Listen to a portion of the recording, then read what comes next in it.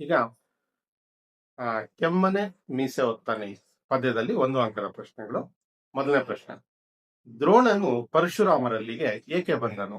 ದ್ರೋಣನು ಪರಶುರಾಮರಲ್ಲಿಗೆ ದ್ರವ್ಯವನ್ನು ಬೇಡುವುದಕ್ಕಾಗಿ ಬಂದನು. ಉತ್ತರ ಸರಿಯಾಗಿದೆ. ದ್ರವ್ಯವನ್ನು ಬೇಡುವುದಕ್ಕಾಗಿ ಅಥವಾ ದ್ರವ್ಯಾರ್ಥಿಯಾಗಿ ಬಂದನು. ಎರಡನೇ ಪ್ರಶ್ನೆ, ಪರಶುರಾಮನು ದ್ರೋಣನಿಗೆ ಕೊಟ್ಟ ಪ್ರಧಾನ ಅಸ್ತ್ರಗಳು ಯಾವುವು? ಪರಶುರಾಮನು ದ್ರೋಣನಿಗೆ ಕೊಟ್ಟ ಪ್ರಧಾನ ಅಸ್ತ್ರಗಳು ಅರುಣ, ವಾಯುವ್ಯ, ಆಗ್ನೇಯ, ಇಂದ್ರಾದಿ ಎಂಬ ಪ್ರಧಾನ ಅಸ್ತ್ರಗಳನ್ನು ಕೊಟ್ಟನು. ಸರಿಯಾದ ಉತ್ತರ. ಪರಶುರಾಮನ ದ್ರೋಣನಿಗೆ ವರುಣ, ವಾಯುವ್ಯ, ಆಗ್ನೇಯ, ಇಂದ್ರಾದಿ ಎಂಬ ಪ್ರಧಾನ ಅಸ್ತ್ರಗಳನ್ನು ಕೊಟ್ಟನು. ಸರಿಯಾದ ಉತ್ತರ.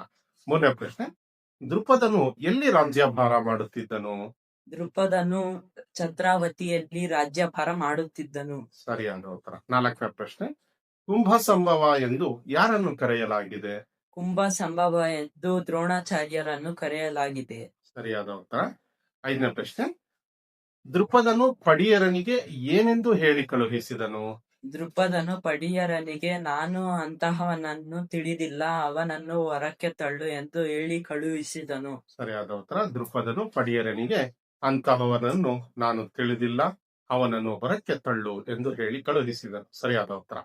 ಆರನೇ ಪ್ರಶ್ನೆ, ದ್ರೋಣನು ಯಾರೊಡನೆ ಪರಶುರಾಮನ ಬಳಿಗೆ ಬಂದನು? ದ್ರೋಣನು ತನ್ನ ಮಗನಾದ ಅಶ್ವತ್ಥಾಮನೊಡನೆ ಪರಶುರಾಮರಲ್ಲಿಗೆ ಬಂದನು. ದ್ರೋಣನು ತನ್ನ ಮಗನಾದ ಅಶ್ವತ್ಥಾಮನೊಡನೆ ಪರಶುರಾಮನ ಬಳಿಗೆ ಬಂದ. ಸರಿಯಾದ ಉತ್ತರ.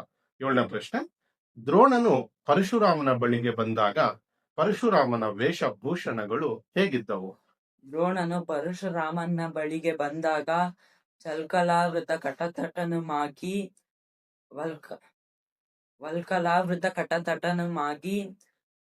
ಜಟಾ ತಲಾಪನುಮಾಗಿ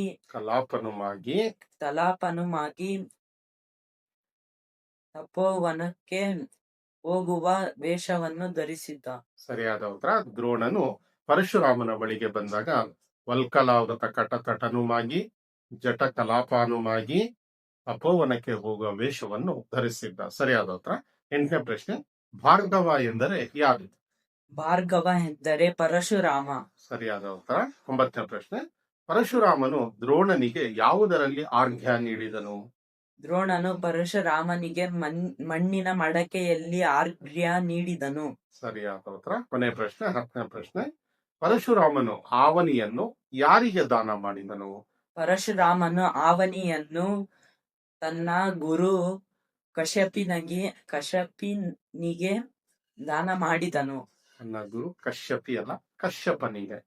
ಪರಶುರಾಮನು ಆವನಿಯನ್ನು ತನ್ನ ಗುರು ಕಶ್ಯಪನಿಗೆ ದಾನ ಮಾಡಿದನು. ಸರಿಯಾದ ಉತ್ತರ.